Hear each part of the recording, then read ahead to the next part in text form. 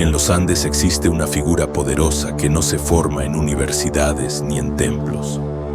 No elige su destino, lo recibe a la fuerza en el momento en que un rayo lo atraviesa y lo obliga a renacer. Son los yatiris, los que saben, los que hablan con las montañas y negocian con los espíritus de la oscuridad. Hoy te revelaré cómo se forja uno de estos guardianes del misterio y qué secretos aún esconden en pleno siglo XXI. Veremos también su cosmovisión que puede sanar y maldecir, entregando almas a los espíritus del subsuelo. Comencemos.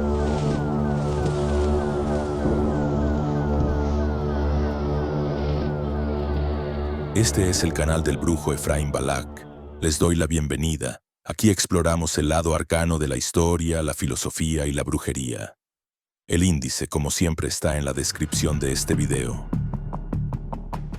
La palabra, en la antigua lengua aymara, es simple. Yatiri significa la persona que sabe. ¿Pero qué sabe exactamente? Sabe cómo hablar con una montaña, sabe cómo leer el futuro en un puñado de hojas, y sabe cómo negociar con los espíritus que viven en la oscuridad. Esta es una función que se impone, a menudo desde el nacimiento, a través de señales físicas concretas. Un futuro yatiri puede nacer con 6 dedos en manos o pies, una condición que la medicina llama polidactilia, pero que en la cosmovisión andina es un marcador inequívoco de su destino. Otros nacen con 2 remolinos de cabello, señal de una dualidad espiritual innata. Pero la señal más poderosa, la iniciación definitiva que separa al profano del elegido, es el impacto de un rayo. Este es el evento conocido como Rayu Purita, que se traduce como el llegado por el rayo. Consiste en ser golpeado por la descarga de un rayo y sobrevivir. En la lógica andina esto no es un accidente, sino una selección deliberada. Se entiende que el rayo mata a la persona común y la hace renacer como un especialista ritual dotado de nuevas capacidades. Pero este llamado es solo el comienzo. Existe todo un sistema de magia ritual complejo y altamente estructurado detrás de los poderosos yatiris que hoy te explicaré. Primero, deconstruiremos la cosmovisión andina. Es imperativo entender el campo de operaciones, un universo vivo donde toda entidad, desde la madre tierra hasta los espíritus de las montañas, opera bajo un principio de reciprocidad.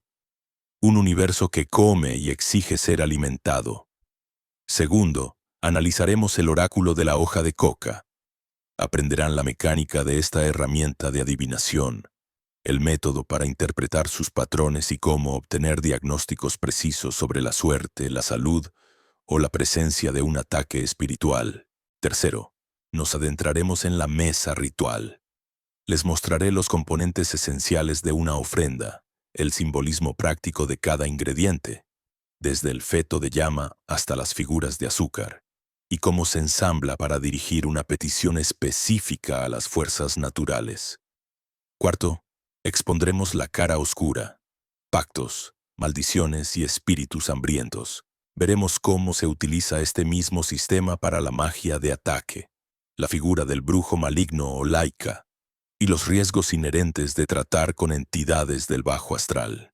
Quinto, detallaremos los rituales de limpia y sanación. Cubriremos desde las técnicas simples con huevos y hierbas para purgar energías negativas, hasta el complejo ritual de sacrificio animal para realizar un intercambio energético y cambiar la suerte de una persona. Sexto, diferenciaremos a los especialistas. Más allá del yatiri, existen el chamacani, el dueño de la oscuridad que trabaja con la posesión controlada, y el amauta, el sabio de más alto rango. Séptimo, revisaremos la resistencia mágica. Entenderán cómo esta tradición sobrevivió a la persecución colonial, absorbiendo y resignificando símbolos del enemigo, incluida la figura del diablo, para usarla como una herramienta más en su arsenal. Finalmente, traeremos este conocimiento al presente. Visitaremos el yatiri urbano y el mercado de las brujas de la paz, donde esta magia se practica a diario para resolver problemas modernos, demostrando su vigencia y adaptabilidad. Presten atención a cada detalle. El viaje al corazón del saber andino comienza ahora.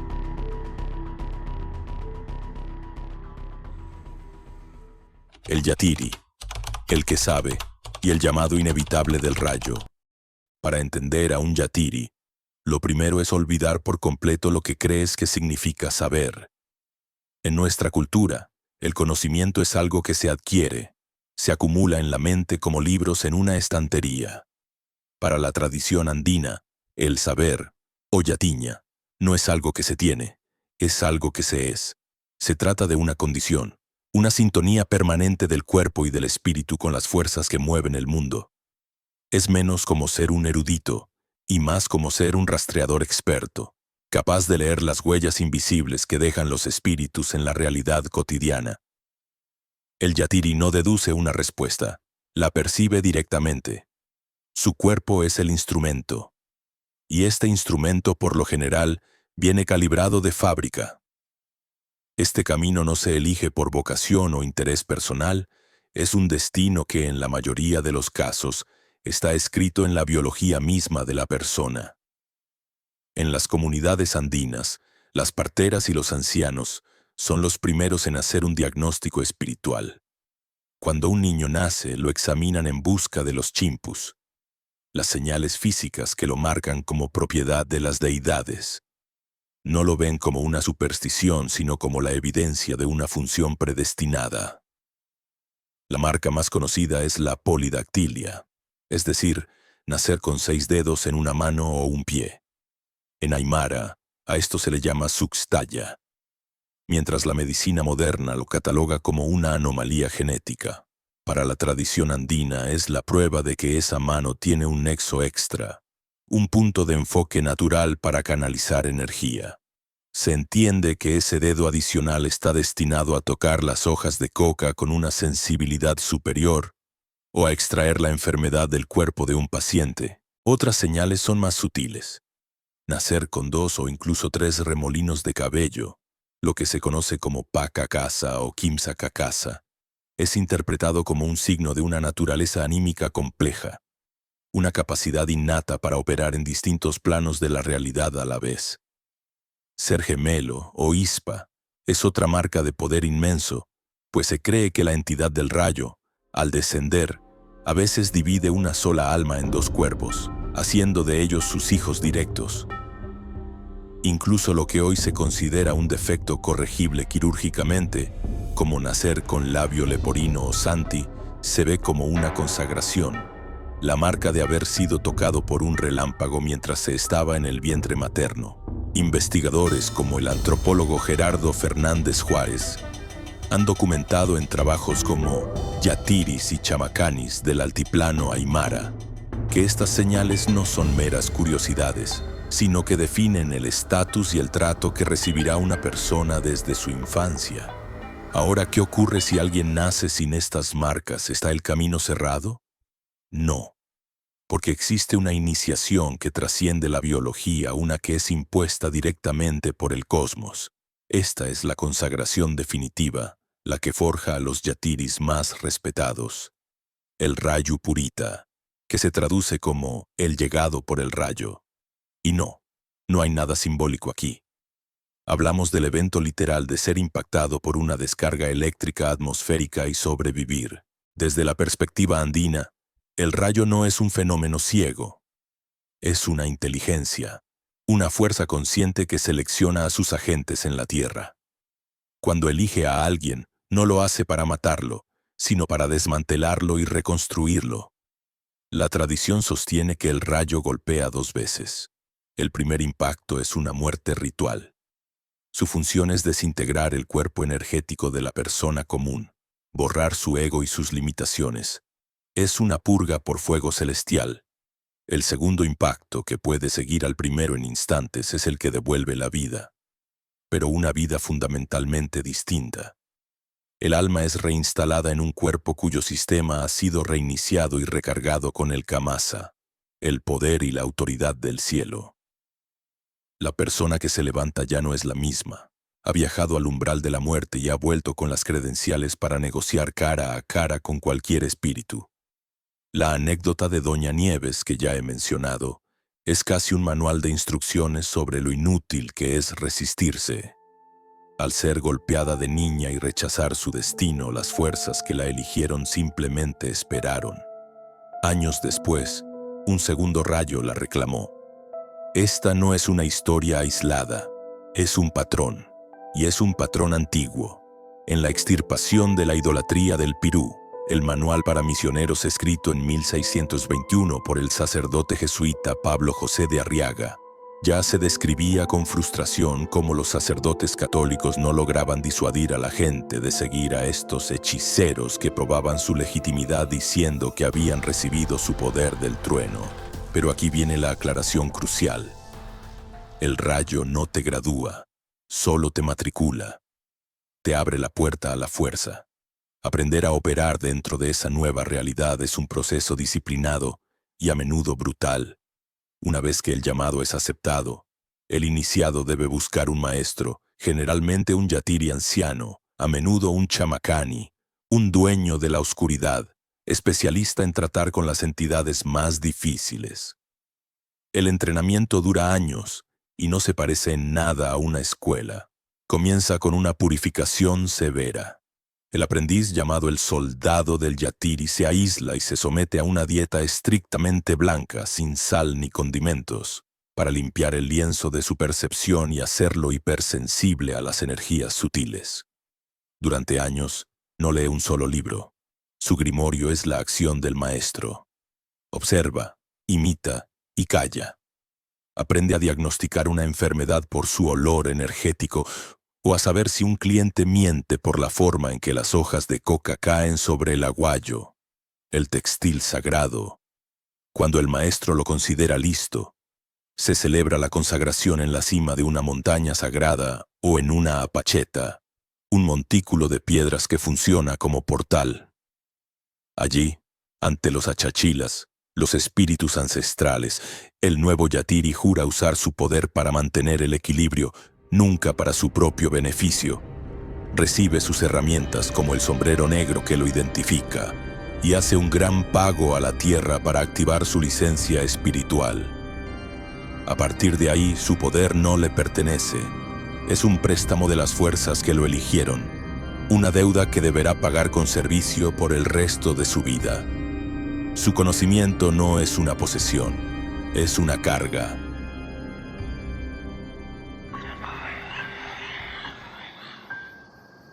Vamos a hacer un breve paréntesis para comentarte. La mayoría de las personas que me contactan, que no son pocas, me han pedido que explique más sobre demonología, entes y deidades que pueden ayudar en las intenciones del amor. Es por esa razón que me he tomado la molestia de crear la guía más completa que podrás encontrar sobre entes y demonios del amor. Incluye el sigilo correspondiente por cada uno y la forma de invocación para que pueda ayudarte. Es una guía muy completa. Este material lo dejo en un enlace en la descripción. Por otro lado, si te interesa profundizar más en la magia negra, tenemos un grupo privado donde está, por así decirlo, mi aquelarre de aprendices. Ahí conversamos y debatimos temas más profundos de la brujería. Las plazas son limitadas. El enlace también está en la descripción. Finalmente, si te interesa contactarme para algún trabajo de cualquier tipo, mi único correo es efraimbalak@gmail.com y mi única web es efraimbalak.org.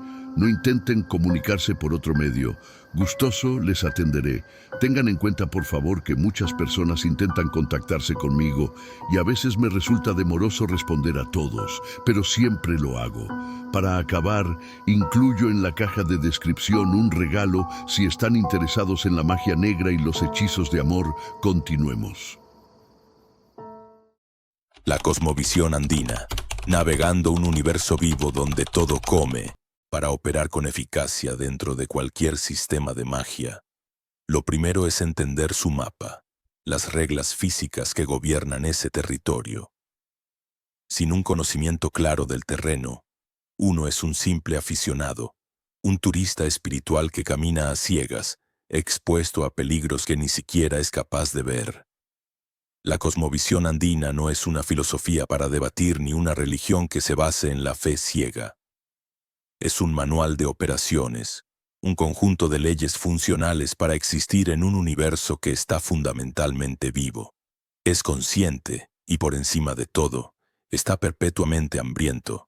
Es crucial que desechen por completo la idea de un cosmos hecho de materia inerte y gobernado por leyes impersonales. En este marco todo, desde una simple piedra hasta la estrella más lejana, posee un alma, una esencia. El principio que lo gobierna todo es que cada elemento de la existencia posee una Hayu, la fuerza vital o espíritu que lo anima. Una montaña no es una simple pila de rocas, es un ser con memoria y voluntad propia. Un río no es solo agua en movimiento, es el cuerpo de un espíritu que tiene la capacidad de dar o quitar la vida. Este concepto es la base de toda la magia andina. Si todo está vivo, entonces se puede hablar y negociar con todo. Las dos entidades de mayor rango en este panteón viviente son la Pachamama, la Madre Tierra, entendida no como un símbolo poético, sino como un organismo biológico a escala planetaria, consciente y con necesidades, y los Achachilas, los espíritus de las grandes montañas, vistos como los abuelos ancestrales que vigilan y gobiernan las tierras que se extienden a sus pies. Cada montaña importante es una Achachila con nombre y carácter propios. Si todo está vivo, todo tiene necesidades. Y la necesidad más básica de cualquier ser es alimentarse. Aquí está la clave de todo ritual andino, una idea que el antropólogo Gerardo Fernández Juárez llamó la metáfora alimentaria. No es una metáfora, es la física espiritual del lugar. El universo come. La buena suerte, la salud y el equilibrio no son el estado natural de las cosas. Son el resultado de mantener una relación correcta con estas entidades, de mantenerlas bien alimentadas. Es como cuidar un jardín. Si no lo riegas y abonas, no puedes esperar que dé frutos. Este sistema funciona bajo una estricta ley de reciprocidad. Si tomas algo de la tierra como una cosecha o minerales de una mina, contraes una deuda energética y estás obligado a devolver algo a cambio. Si construyes una casa, ocupas un espacio que ya tiene un dueño espiritual y debes pagar por ese derecho. Si no lo haces, la relación se rompe. Las entidades, al no recibir su alimento, pueden enojarse o más comúnmente simplemente retiran su protección dejándote a la intemperie, vulnerable a la enfermedad, los accidentes o la miseria. La pregunta práctica es, ¿qué comen estos seres? Se alimentan de la esencia de las ofrendas, el humo del tabaco, la energía del alcohol puro derramado sobre la tierra, un acto llamado chaya, la dulzura de los confites rituales, la grasa de llama quemada y sobre todo la energía vital concentrada en las hojas de coca y los zulus, fetos de llama disecados considerados el manjar supremo. El trabajo del yatiri es en esencia ser el chef cósmico que sabe qué plato preparar, para qué invitado y en qué momento. Este sistema no solo afecta al mundo exterior, sino a la salud interna de una persona. Para la tradición andina, el ser humano no es una unidad simple, se compone de varias almas. El modelo más completo habla de las Kimsa Chiwi, o las tres sombras. El Animu, que es la energía vital básica que compartimos con plantas y animales.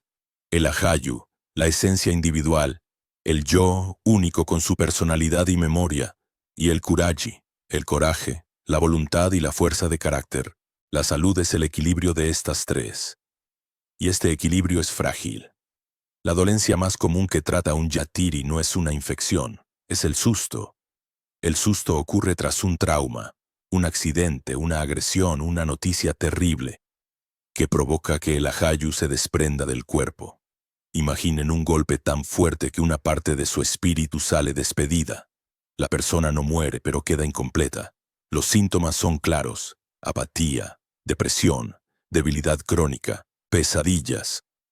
La medicina moderna lo llamaría estrés postraumático. Para un yatiri el diagnóstico es pérdida de alma. Así que la función del yatiri no es solo rezar, es la de un mecánico cósmico. Primero diagnostica la causa del problema. ¿Es una deuda con la Pachamama? ¿La ira de una chachila ofendido? ¿Un alma perdida tras un susto? Una vez identificado el origen, ejecuta la transacción correcta. Prepara la ofrenda para pagar la deuda, apaciguar al espíritu o viajar al mundo invisible para negociar la liberación del alma y reinstalarla en el cuerpo del paciente. Entender esta lógica de negociación es entender el núcleo de la magia andina. No se trata de imponer la voluntad, sino de restaurar el equilibrio.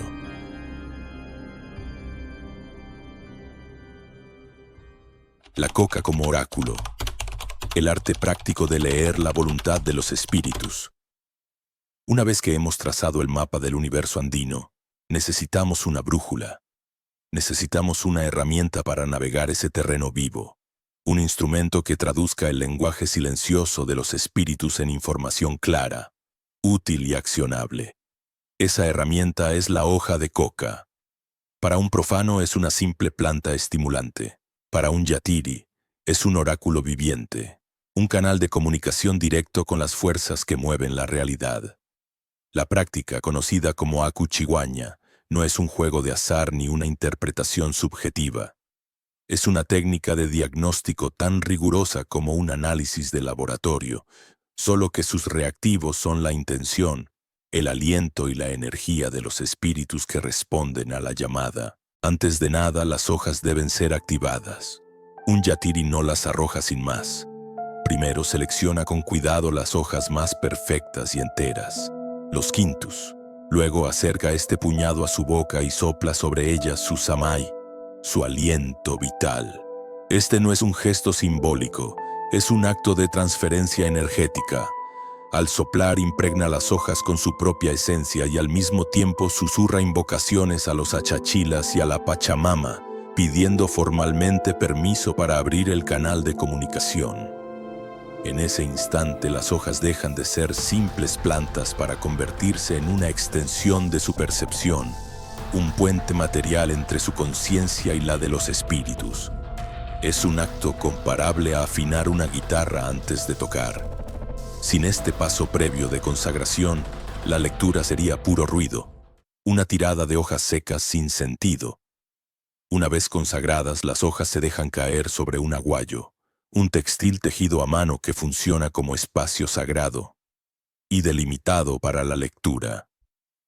Aquí es donde empieza el verdadero arte de la interpretación. Y es clave entender esto. El yatiri no está adivinando el futuro. Lo que está haciendo es leer el estado presente de las energías que, si nadie interviene, darán forma a ese futuro.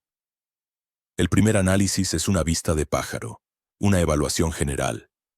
La disposición de las hojas le da una imagen del panorama energético del consultante. ¿Cayeron agrupadas y ordenadas, sugiriendo armonía, o se dispersaron de forma caótica indicando conflicto?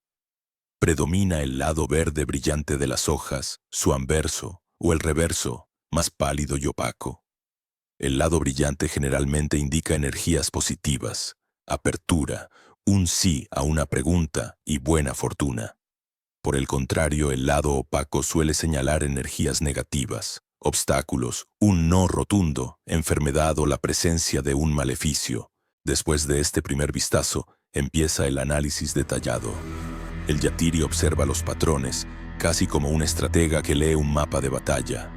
Una hoja aislada puede representar al consultante, un grupo a su derecha, a su familia. Una hoja oscura que bloquea el camino de la principal puede ser un enemigo o una brujería. Una técnica operativa muy común es la de asignar roles a hojas específicas.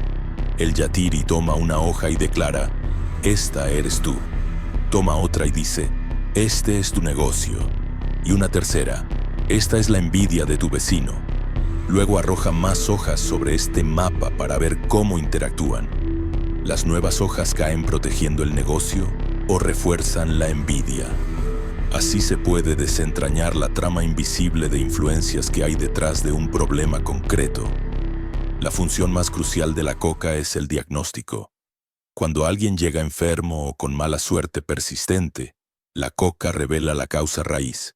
Si las hojas muestran una dispersión extrema con muchas hojas oscuras apuntando hacia afuera del centro, puede ser un indicio claro de susto, es decir, de pérdida de alma. Están mostrando que la energía del Ajayu del individuo está fragmentada y se ha alejado de su centro. Si por el contrario aparece una configuración agresiva como una hoja oscura rodeada de otras que la atacan, el diagnóstico apunta a un daño o maleficio. El antropólogo Joseph Bastian, en su libro Healers of the Andes, describe cómo los yatiris pueden llegar a identificar no solo la presencia de una brujería, sino a veces incluso el tipo de ritual que se usó. La coca también confirma deudas con la tierra.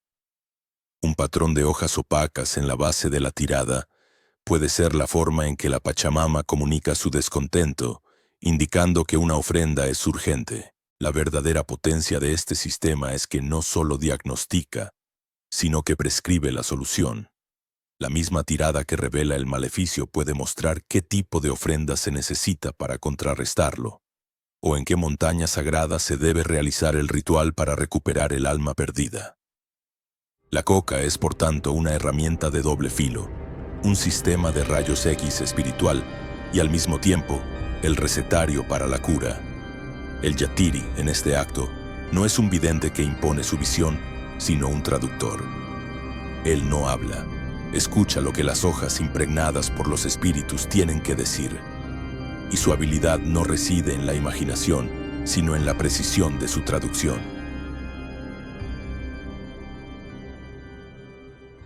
La mesa ritual, el grimorio práctico para alimentar a lo sagrado. Si la cosmovisión andina es el mapa y la coca es la brújula, la mesa ritual es el vehículo. Es la tecnología espiritual que permite ejecutar acciones concretas en ese universo vivo. Es importante desechar la imagen occidental de un altar pasivo, un lugar de oración y contemplación. La mesa no es para rezar, es para actuar. Es una comida cuidadosamente preparada, un paquete de energía concentrada que se envía como pago, como petición o en ciertos casos como un arma. Es la aplicación directa de la ley que ya vimos. El universo come, y la mesa es el plato que se le sirve. Su propósito es siempre transaccional. Se da algo de valor para recibir algo a cambio, ya sea salud, prosperidad o la neutralización de un obstáculo. Todo en su interior es un lenguaje, un código que los espíritus leen sin posibilidad de error. Para que la ofrenda sea efectiva, hay que entender su anatomía. Cada elemento tiene una función, como los ingredientes de una poción.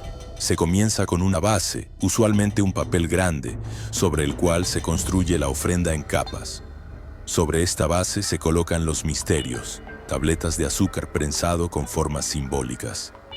Si se busca una casa, se incluyen miniaturas de casas. Si se busca amor, figuras de parejas. Para el dinero, figuras de sapos. Junto a ellos se añaden dulces, lanas de colores que tejen el destino, y grasa de llama, que actúa como un combustible que potencia la quema. El siguiente nivel de ingredientes son los activadores. La hoja de coca es indispensable no solo para el diagnóstico, sino como la carta que explica el propósito de la ofrenda. Se añade alcohol puro y tabaco.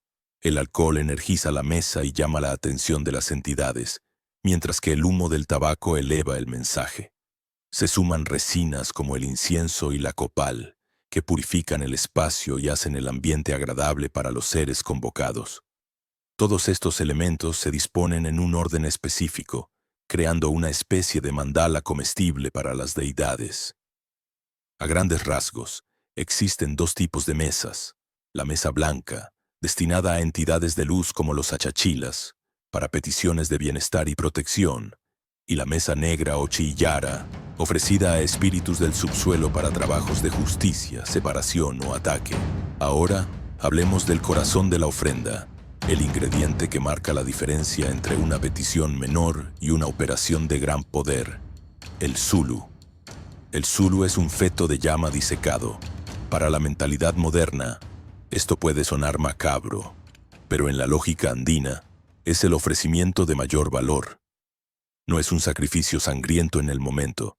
El Zulu es la encarnación de la energía vital en su estado más puro. Una vida que no llegó a manifestarse en el plano físico y que se ofrece intacta a la Pachamama.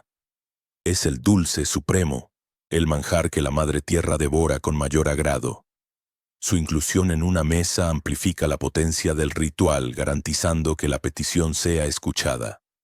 Su uso práctico más conocido es en la construcción. Es costumbre enterrar un zulu en los cimientos de una nueva casa. Este acto es una transacción fundamental. Se alimenta a la tierra pagándole por el espacio que se va a ocupar, y a cambio ella provee estabilidad y prosperidad. Los cronistas españoles, como el padre Arriaga, veían estos zulus en los mercados y los consideraban prueba de idolatría, sin entender la compleja lógica transaccional que había detrás. Una vez que la mesa está armada, el yatiri la envuelve cuidadosamente en el papel, creando un paquete ritual.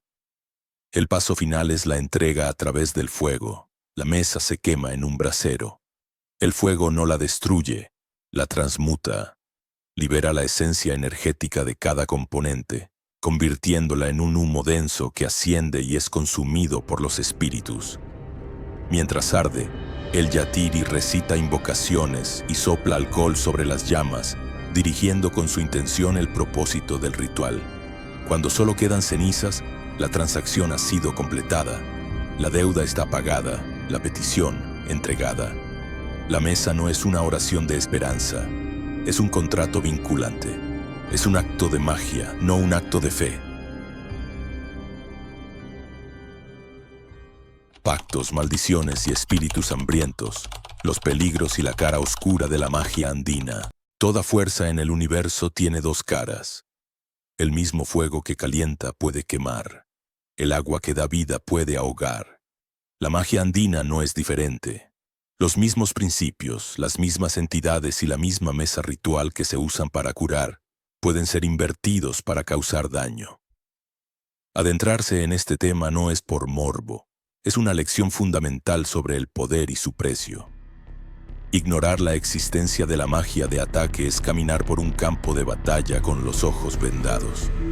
En la tradición andina, al especialista que dedica su conocimiento a causar daño se le conoce como laika. Es crucial entender que un laika no es lo contrario de un yatiri en términos de poder. A menudo es su igual. La diferencia está en la función y en la ética.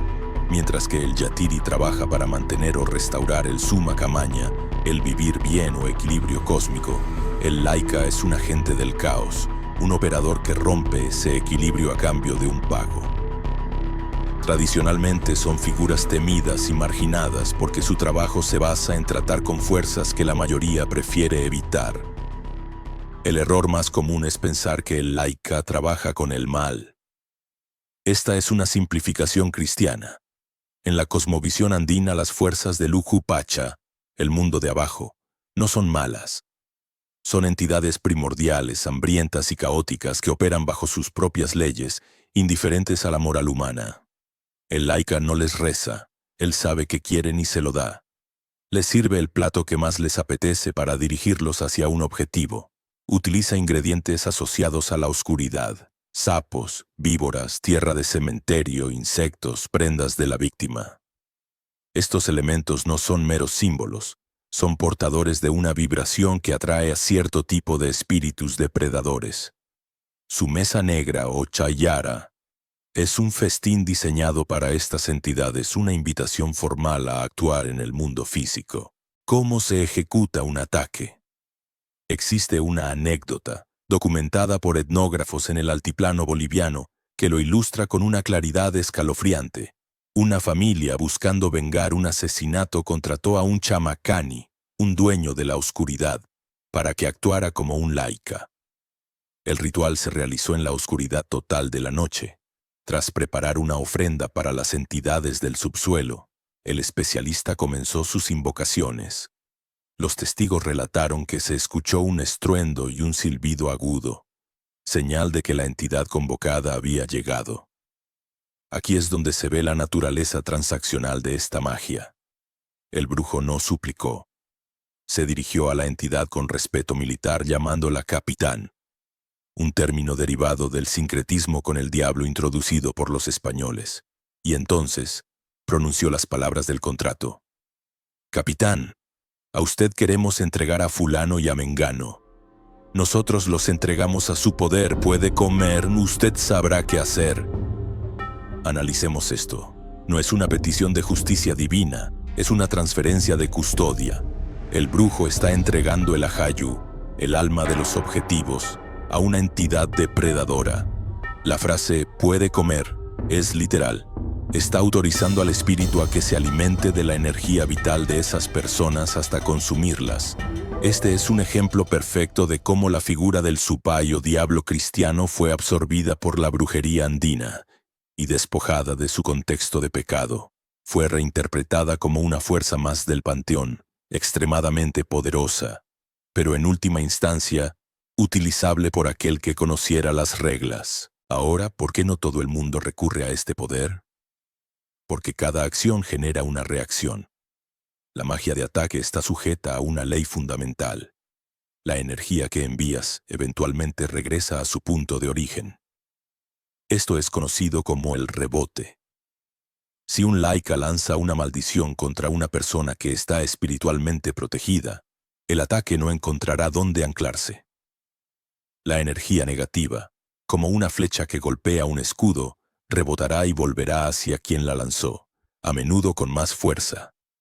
Lo mismo ocurre si el ataque es injustificado. Se cree que los achachilas, los espíritus de las montañas, actúan como jueces. Si consideran que la víctima es inocente, no permitirán que el ataque prospere.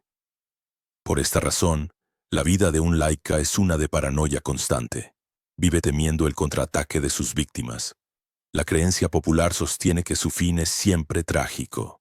Se dice que, con el tiempo, el brujo maligno se quema solo. La exposición constante a estas energías corrosivas termina por devorarlo, llevándolo a la locura, a la enfermedad o a una muerte miserable. El poder que se toma sin equilibrio eventualmente exige ser pagado con la propia alma. Por eso, un verdadero sabio, aunque conoce las mecánicas del ataque para poder defenderse, se abstiene de usarlo. No por moralidad, sino por una comprensión pragmática de las leyes del universo.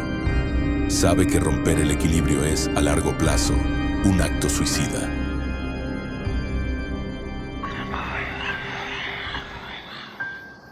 Tengo que recordarte que si necesitas contactarme por algún motivo, solamente tengo un correo y una web oficial.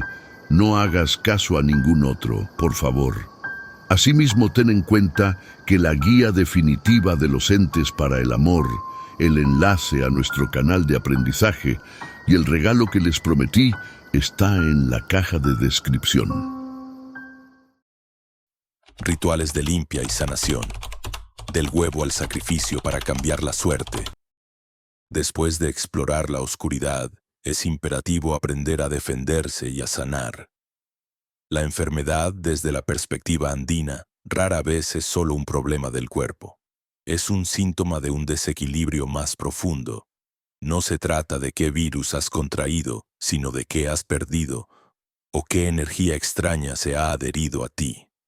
La sanación, por lo tanto, no es la administración de un remedio.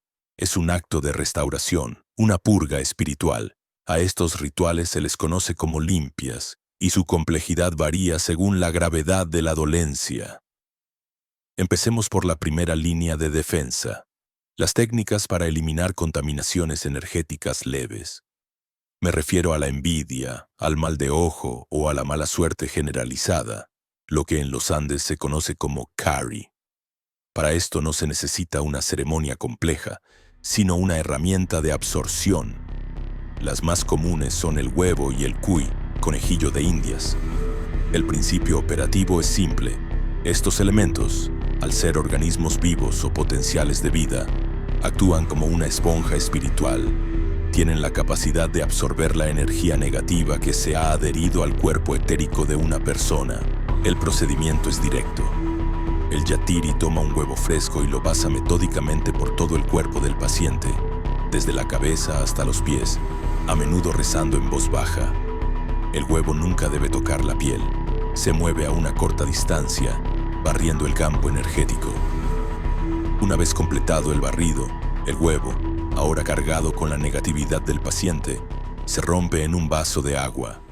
Aquí es donde la limpia se convierte en diagnóstico.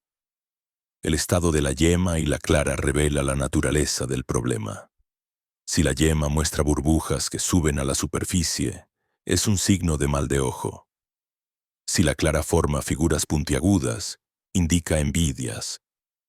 Si aparecen manchas de sangre o la yema se torna oscura, es un indicio de una brujería más seria. Con el cuy, el proceso es similar, pero el diagnóstico es más drástico. Después de pasarlo por el cuerpo, el animal es sacrificado y abierto para examinar sus órganos, que se cree que reflejan el estado de los órganos del paciente. Pero ¿qué sucede cuando el problema no es algo que se ha añadido, sino algo que se ha perdido?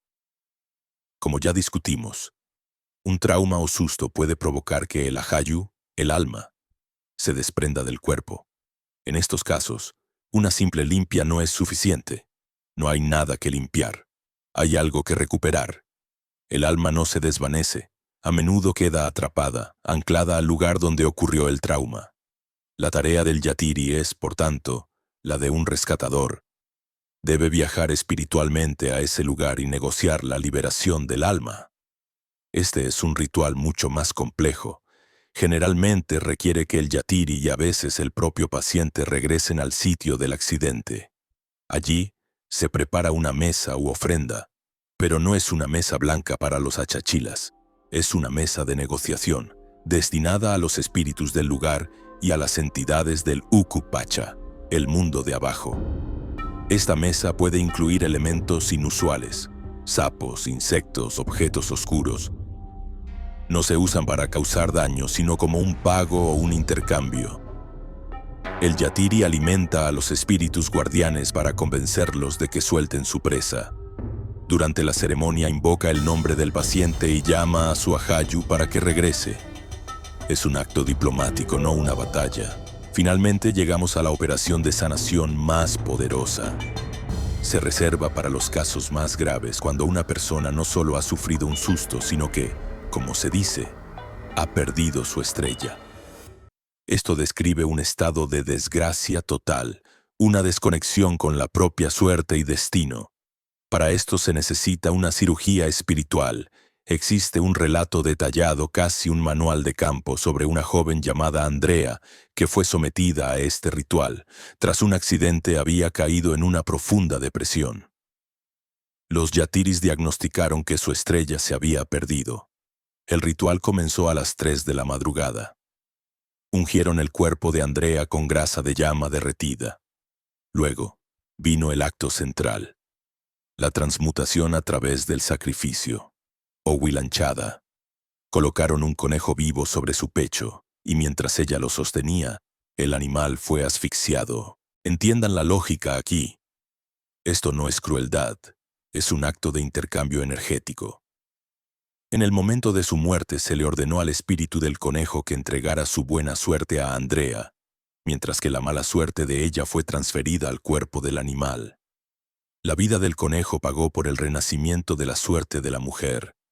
Tras el sacrificio la envolvieron con el cuerpo del animal y la llevaron, antes del amanecer, a una apacheta, un altar de piedra sagrado.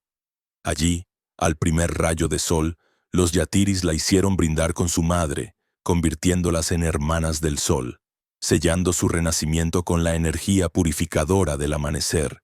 La instrucción final fue clara. Debía quitarse la ropa manchada, dejarla allí y marcharse sin mirar atrás. Un principio mágico universal para no arrastrar la negatividad purgada de vuelta a su nueva vida. El testimonio de Andrea fue rotundo. Y todo cambió. Funcionó. Mientras que la psiquiatría podría argumentar que fue un poderoso efecto placebo, desde la perspectiva de la magia andina, el resultado fue la consecuencia de una serie de acciones rituales ejecutadas con precisión. No fue un milagro, fue una operación. Más allá del yatiri, chamacanis y amautas, los especialistas de la oscuridad y la sabiduría, el término yatiri se usa a menudo como una etiqueta genérica para cualquier practicante espiritual andino. Pero eso es una simplificación. Es como llamar médico a cualquier persona que trabaja en un hospital. La realidad es mucho más compleja y estructurada. Dentro de la tradición andina, existe una jerarquía clara y una serie de especializaciones.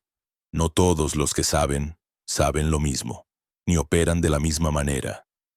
Entender estas distinciones es crucial para no cometer el error de pedirle a un herborista que negocie con un alma perdida. Comencemos por el nivel más fundamental, el del kuliri, el curandero herbalista. Su nombre viene de la palabra Aymara Kula, que significa medicina. Su dominio es el cuerpo físico. Su conocimiento no viene de una iniciación sobrenatural, sino de un aprendizaje ancestral sobre las propiedades de plantas, minerales y animales. Es un maestro de la farmacopea andina. Sabe qué raíz usar para desinflamar o qué hoja sirve para calmar el dolor. Trata el efecto de la enfermedad en el cuerpo. Un yatiri completo a menudo es también un kuliri, porque se entiende que la sanación verdadera debe abordar tanto el cuerpo como el espíritu. El yatiri, como ya hemos visto, es el especialista ritual por excelencia. Su función principal es ser el administrador del equilibrio. Lee las hojas de coca para diagnosticar desequilibrios energéticos y oficia las ofrendas a los achachilas y a la Pachamama. Su trabajo es preventivo. Es el consejero al que se acude antes de un viaje o un negocio. Opera principalmente durante el día, trabajando con las fuerzas de la luz y el orden cósmico. Ahora entramos en un territorio más profundo con la figura del Chamakani, que significa el que posee la oscuridad. A diferencia del yatiri, es un especialista nocturno. Su método es la posesión controlada. En sesiones en completa oscuridad permite que ciertos espíritus del inframundo, los afayas, entren en su cuerpo y hablen a través de su boca. No es un médium pasivo, él es el maestro de la ceremonia, el que abre y cierra la puerta a voluntad.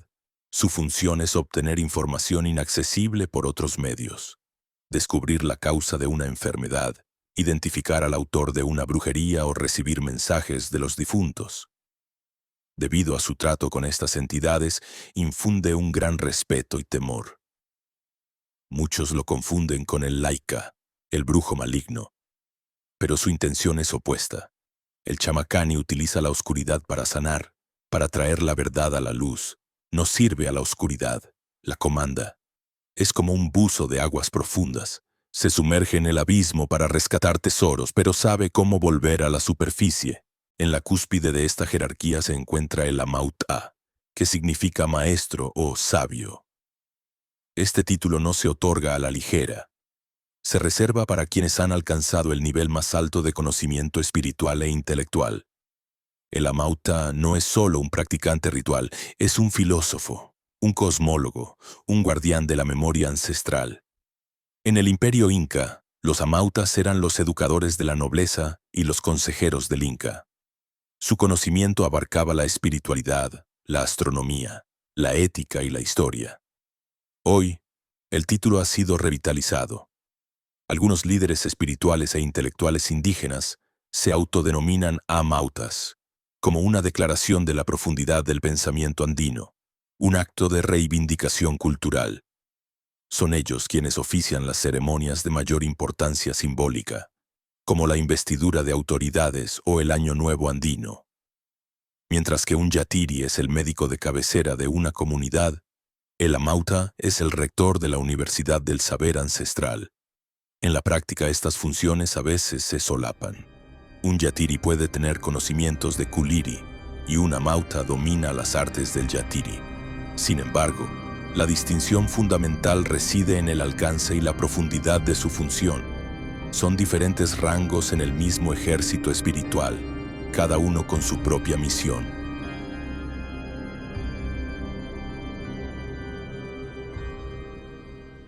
La resistencia mágica, de la persecución colonial al sincretismo con el diablo. Para entender la verdadera fortaleza de un sistema mágico, no basta con analizar sus rituales. Hay que estudiar su historia de supervivencia. La magia andina no es una tradición que ha florecido en paz. Es una superviviente de un intento de genocidio espiritual que duró siglos. Su estado actual es el resultado de una guerra larga y silenciosa, peleada no con ejércitos, sino con ofrendas clandestinas, secretos susurrados y una asombrosa capacidad de adaptación. Con la llegada de los conquistadores españoles en el siglo XVI, el mundo andino se enfrentó a un enemigo que no solo buscaba su oro, sino también su alma. La Iglesia Católica, a través de la Inquisición y de campañas sistemáticas conocidas como la extirpación de idolatrías, declaró una guerra total contra las prácticas espirituales nativas.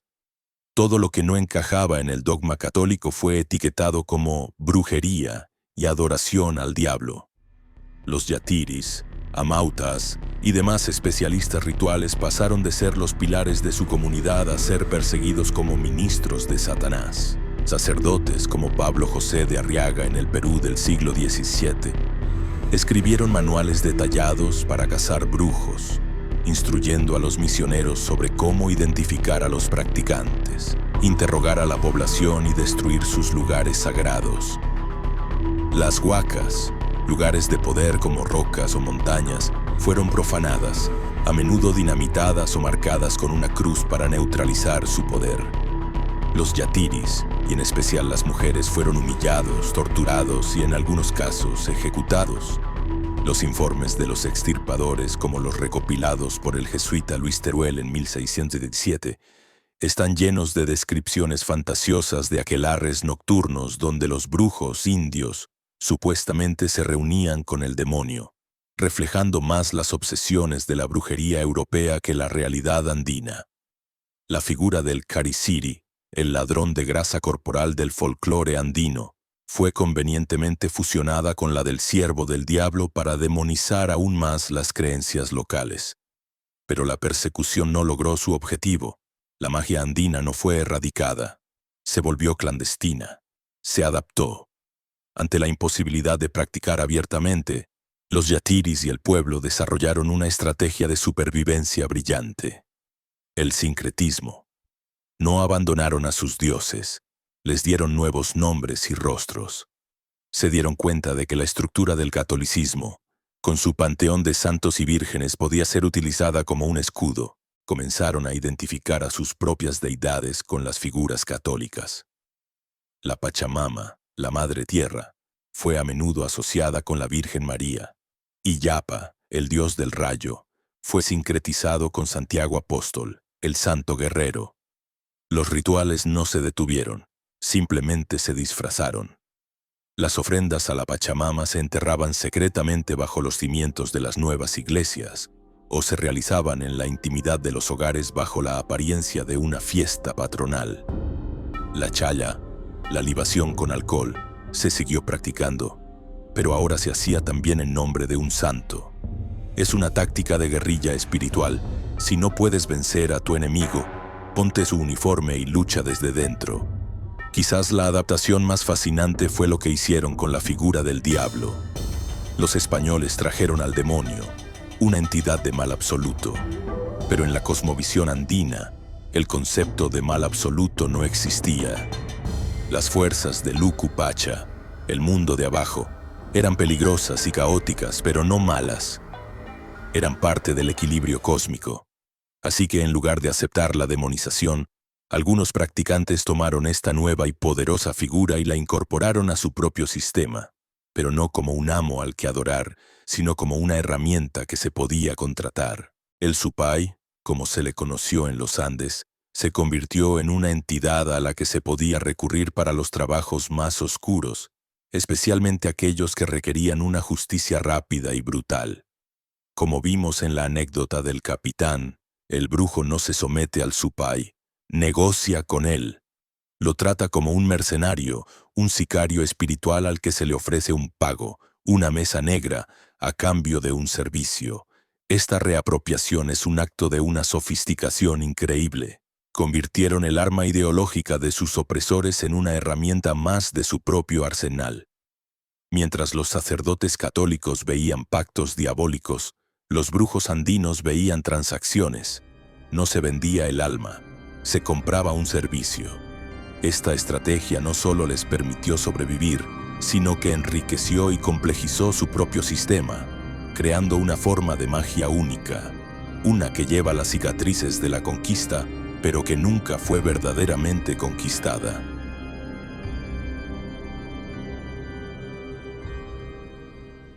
El yatiri urbano y el mercado de las brujas. La magia andina en el siglo XXI.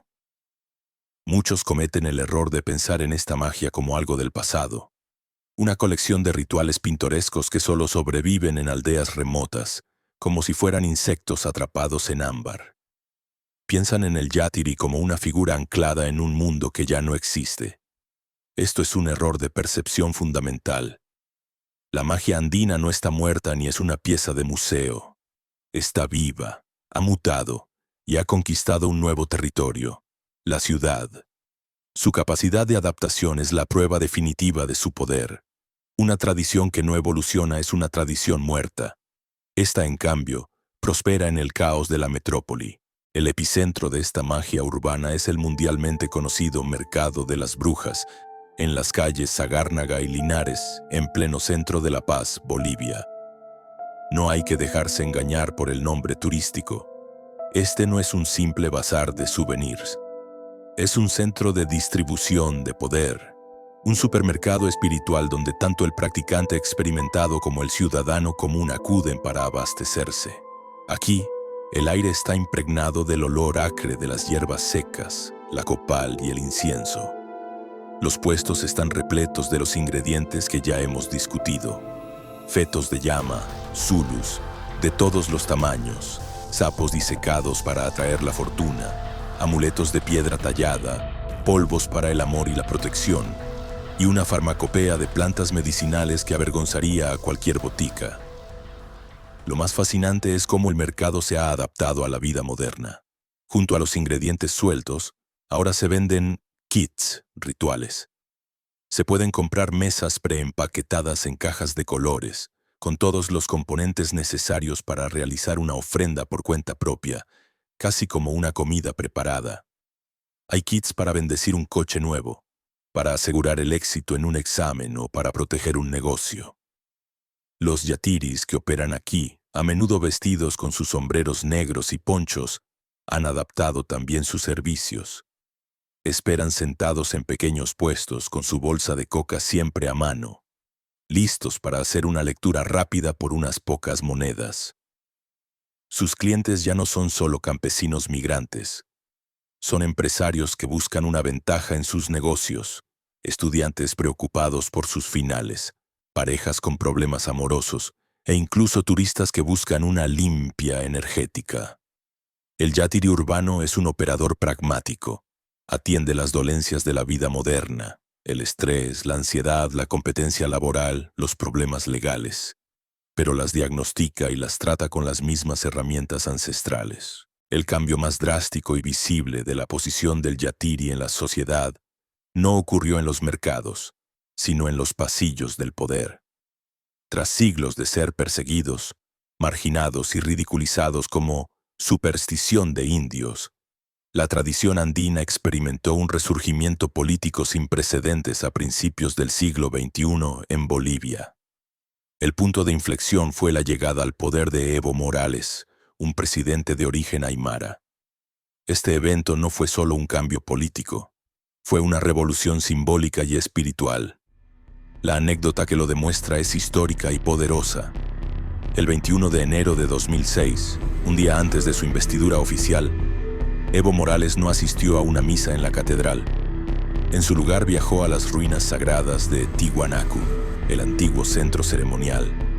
Allí, rodeado por una multitud, fueron los amautas y yatiris de más alto rango quienes le confirieron el poder.